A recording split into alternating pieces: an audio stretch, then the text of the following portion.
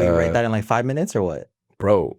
No writing on his phone? You hear these things, yeah, but you never see it. Bro, I saw it live and direct.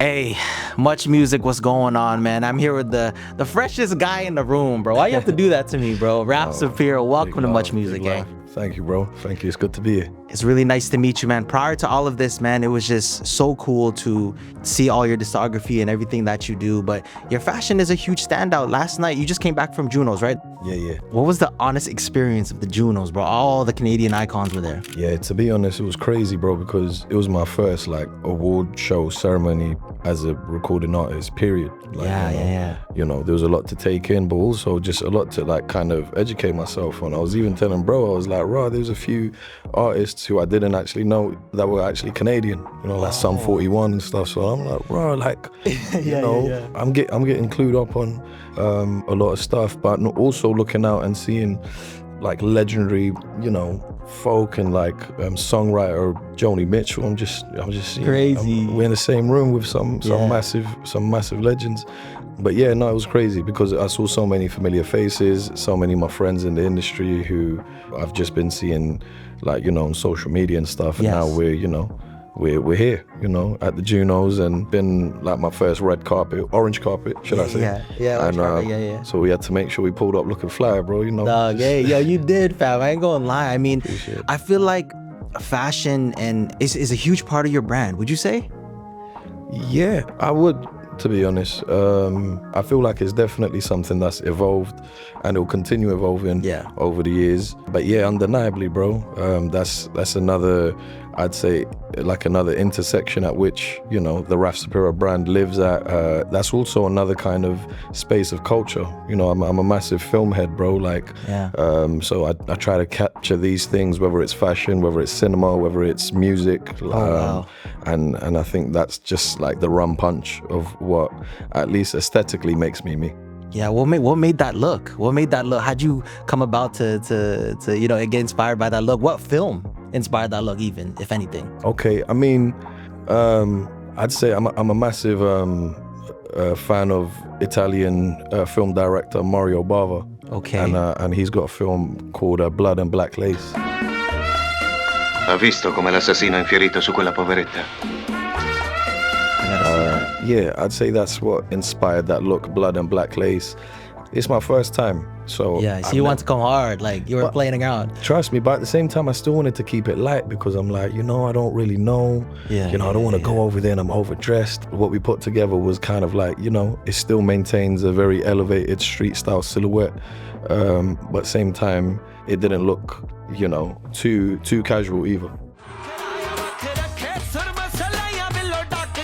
There's some things that you say, like in your captions and what you believe in, that I really resonate with, and some of it is like how some people don't see the vision at first, and how taking risks on yourself. And to be honest, fam, even what I'm doing now, I kind of had to do the same thing. Yeah. So I really appreciate you making that part of, you know, like motivating who's next, because it's possible. Look, you're on the red carpet, the amount of collabs you've done, everything you've done. Where does that come from for you? Like, you know, like nobody's seeing the vision. Like, that's a big statement, you know what I mean? Yeah. I mean, because look, what I got nominated for was an EP that I produced with my brother, you know, Toronto's sweetheart, Canada's sweetheart, Icky. You know, yes, Icky. He hasn't come here yet. Well, yo, bro, we got to get bro on this as well. Yes. But yo, like, you know, at the end of the day, my sound is really rooted in, you know, hip hop and Punjabi folk. But at the same time, when people ask me like, oh, so are you a Punjabi rapper? And it's like, nah, like a lot of what I do and what I've put together is as a vocalist.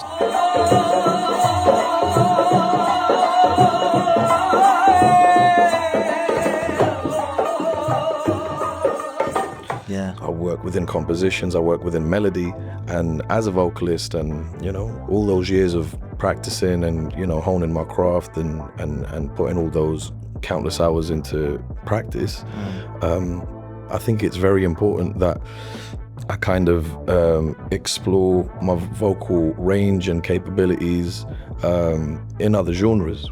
And as a film enthusiast, you know, like the filmmakers I've loved, be that a Howard Hawks, you know, Jack Hill, or, you know, like a Brian De Palma, Tarantino even. It's like these guys, they've been genre film directors, and like they've kept their style and their signature touch across different films and genres they've touched. And I want to approach it in a similar manner. So this was a massive risk because this was the first time I was making a pop EP. For real. And that could have probably been the most blasphemous thing for my core audience. 100%. And I remember when the first single dropped, it was kind of like, yeah, but nah.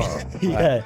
And then I think whilst the song was out in the market for quite some time, and then they saw the music video for that, bro, you know, shouts to Bedroom Projects and Evelyn Kaur, they co-directed that brilliant video. And I feel that was also a moment for us to kind of like, you know, show my people, like, you know, my audience, my demographic of like South Asians, like, bro, like, you know, we can contribute more to music visuals than just, you know, standing next to nice cars or having gal half dressed and stuff like that. And you know, let's actually explore what beauty standards are in just like commercial spaces. That's why when you see the film starting, you've got women of, you know, different age groups and backgrounds, and we've presented them in a really wacky way. Like someone's getting their hair done, someone's got their toenails that's like mad long acrylics getting painted. It was a visual and sonic space that I don't think I had ever explored before. And the risk paid off, bro, because today I'm sitting with you talking about a nomination that was because of that pop EP. And it's like, real. I think it's important for artists to not take yourself too seriously, but then also understand, like, you know, the year's worth of practice that you've put in, where can you put that? I know where it's like to drop a hardcore hip-hop banger with Griselda, Benny the Butcher. Yeah, I'm saying, but then at that's the same crazy. time, That one tripped me out. That was dope. that one tripped me out, bro. Sometimes we be looking back at that and still like, raw. There's so many things I want to say to you, but like, I want to ask, like, what moment did you have with a certain artist or in the studio that you were like, yo, I can't forget that you haven't told yet? There's quite a lot, man, because I feel like within a short space of time and in a very small discography, to be honest, bro, there's been a lot of various things that have happened. But I think the real kind of like, I can't believe this is going on moment happened really early on, because it was my third single. And I was in studio with a massive Punjabi music producer from UK called Sukhshinder Shinda. Okay. Who even Icky's a massive fan of. And so for anyone in Canada, be them Punjabi or not, they know the legendary Punjabi vocalist Jazzy B. You know, he lives over here in Vancouver. Yeah. But prior to that, you know, a lot of those OG classic Jazzy B albums made by Sukhshinder Shinda were made in UK in a studio called Planet Recording Studios in Coventry. So the amount of history that's in that room, bro, like the craziest thing was, bro, I'm in the same studio. Jazzy B's recorded countless classic albums over there, and now I find myself as this new like talent, bro. I'm still figuring things out with the OG producer who made this like timeless era of Punjabi music in this studio. And I remember there was a bunch of people over there, and then at some point they popped out to get some food. So we had Sukhshinder Shinda, the legendary Tom Lowry, who's his right-hand man and his engineer, and just me. And now we record. That moment I took a step back and I was like, bro, what am I saying right now? Yeah, bro, this is, you know, it's a rite of passage, bro. And it's like, you know, this is me collecting, you know, my badges. You know, before you go to the major league in Pokemon, bro, you gotta go to the different gyms. Oh, that's so funny. And I love Pokemon. Don't even go there, guys. Like, it's crazy, yeah. And I still feel I'm still collecting my badges. But yeah, that was one moment, man. Just being there with a producer that's, you know, shaped the sound of contemporary Punjabi music. I think that was like, raw, I can't believe it. I felt like I must be doing something right. And I feel like coming from a very kind of like orthodox, kind of like Desi Punjabi household, my dad wasn't really convinced on the whole music thing. But after that, I think my mum looked at him like, it's like my mum undeniable that, like, how is he in these rooms if he's not talented? Absolutely. Right? And I think that went a long way. So yeah, man, shouts to Sukhshinder Shinda, shouts to Tom Lowry, shouts to me. Yo. Shout out to you. And you know what's crazy? Like, you're on your path where you're going to be doing that for some artists one day, and you're going to have that story of being where you were in that room and now helping them. I hope so, man. You know what I'm saying? I hope so. What is something Raf-Saperra is good at that has nothing to do with music? That's a good one. There's a few things, but yeah. I don't know. I think I'm good at probabilities, and as a result of that, I'm kind of good at like reading certain situations and certain people. Wow. I was terrible at maths, but when the maths paper would come in, the probability section was, you know, one of the few answers that I did get correct. So I'd say, yeah, I've got a good. I'm good for sussing things out. Like this Raf-Saperra, could he do a Rubik's Cube? Like Nah. Do you play video games at all? You know what? I've kind of eased up on that. I think one thing I'm good at is, and I'm getting back into the swing of things, because even with that, I kind of took a step back. But, you know, Raf-Saperra is really good at watching a lot of films in a day. What? Yeah, I used to get withdrawal symptoms if I never used to watch like 3-4 movies in a day. And, for real? Yeah, man, because that's, you know, that was... Even with like some of the most recent films, you're up to date? Nah, so that's where I'm doing the catch up now. So they're like, yo, you know, I know there's a few dope films that are out in cinema at the moment, man. So I wanna catch those while I'm out here as well. So let's do a top 3 must-watch Raf-Saperra films. Okay, for the fans at dope. home. Yeah, man. Takeshi Miike's Audition. It's an absolute masterclass, that film, man. Yeah. One of my favorite Italian westerns, for lack of a better word, spaghetti westerns, is Il Grande Silenzio. Yo, you're putting me on, fam. I don't know what these are. Like, I actually... Sergio like, when these pop Corbucci, on the man. screen, we're gonna have to watch them. Yeah, it's directed by Sergio Corbucci, who made the original Django. And this is a very, very kind of, in comparison to the other westerns of that time, it's like a snow western. So have you seen Hateful Eight? No. Okay. Well, it's kind of a similar, very bleak kind of backdrop. Very cynical, very pessimistic, not a happy ending. No happy ending. Yeah, man. Another movie that I'd recommend. You like the horror flicks or not? Yeah, I love horror, man. You know what? I saw a body horror movie recently with, oh God, I forgot her name. Sydney Sweeney? Nah. Third movie, I'd say a Indian gangster film called Satya. Okay.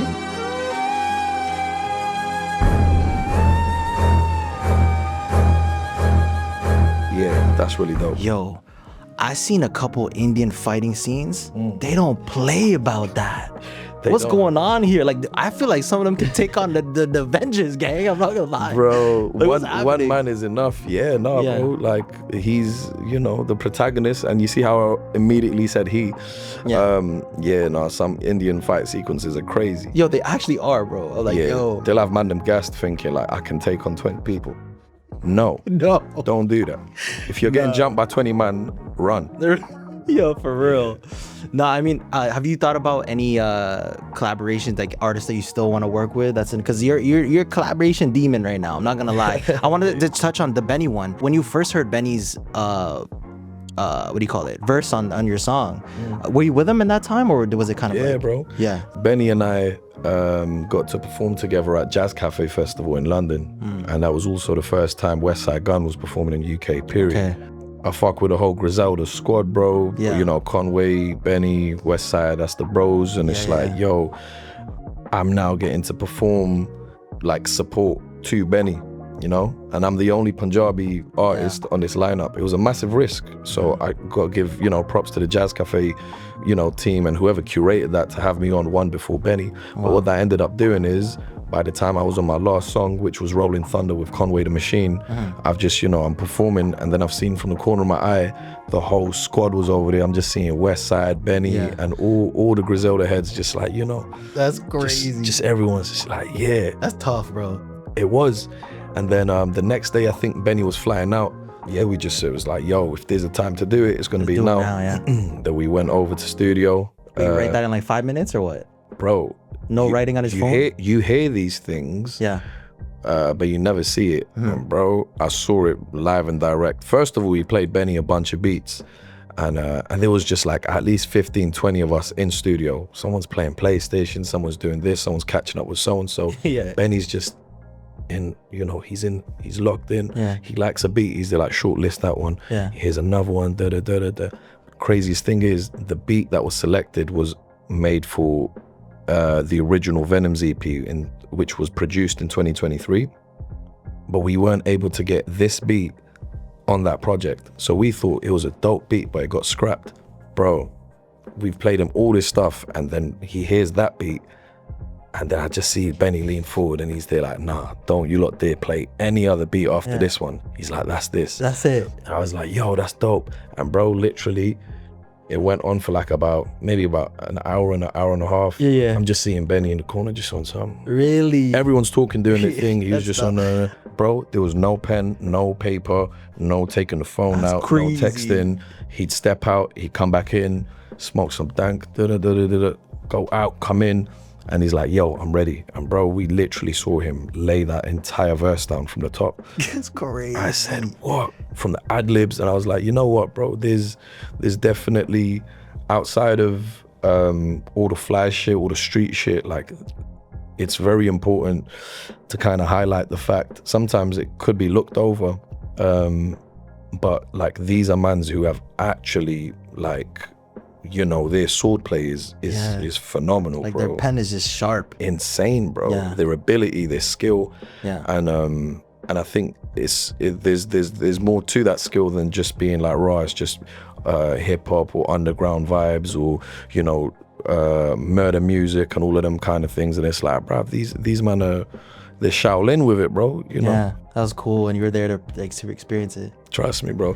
And you know what, coming back to what you said earlier, I think another moment that I was kind of like, I can't believe this is happening, is when I was in studio with Ghostface Killah. Oh my God, I saw that too, yeah. That one was also nuts. Yeah. Because I'm a massive fan of Wu, bro. Yeah. So, and in particular, you know, the pocket that Raekwon and Ghostface had, you know, just that mafioso, Gambino style of rapping, just fly shit, street shit. And then just seeing that happening in front of me, I was like, wow, this is crazy, bro. Things you never forget, man. Crazy. I wanted to end it off with, first of all, I appreciate your time, man. I appreciate the energy. I appreciate you, I bro. feel like we can go on and on, but you know these things, fam. They got a time limit, you know what I mean? I want to just touch base on the social media aspect for you, because I know in 2020, everyone is on their phones. That's the screen time now. Absolutely. So to put yourself out there was important, right? Mm-hmm. Don't you feel like social media in 2020 is different from 2020 till now?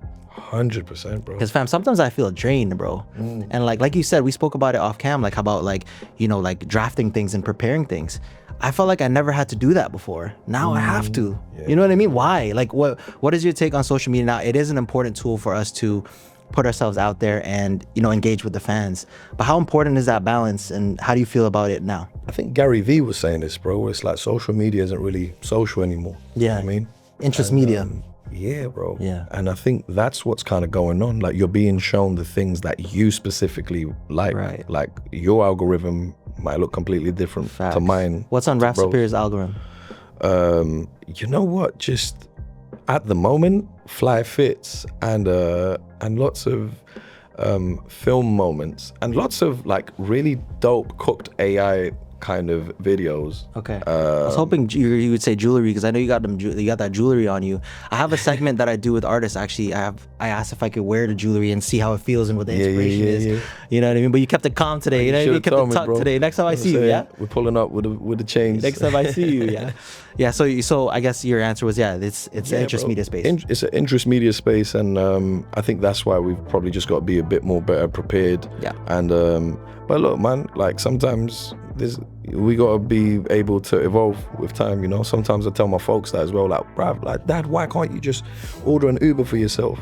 And at some point, you know, when we don't move along with the times, I know people are very kind of, you know, AI is obviously a space that's very touchy at the moment, but it's undeniably, it's here, bro. It's like rejecting AI is like rejecting the internet. You know, you're either going to be left as being the people who don't know how to interact with this tool, so you're better off, you know, getting familiar with the things that are taking the scene forward and use that to your advantage, bro. You know, for campaigns, I've hit up AI on some like, raw, Yeah, same. How can we approach this? Yeah, for real. And the result, bro. Look, emotional and intelligent too. That's what trips me out. Trust me. You know, like, don't tell me how I feel. Like, you don't know. Yeah, we haven't met. Trust me. But again, I appreciate your time, fam. My name is love, Teddy. bro. I hope that we can exchange energy again one day. We will be following your career. I will for sure be. So hopefully, you know, we can touch base again on another level. Absolutely, my bro. That'll be my pleasure. Okay, y'all, peace, my people. It's the most gorgeous, the most gifted, Raf-Saperra. Thank you guys so much for watching again, Raf-Saperra. My name is Teddy. See you in the next one. Much love.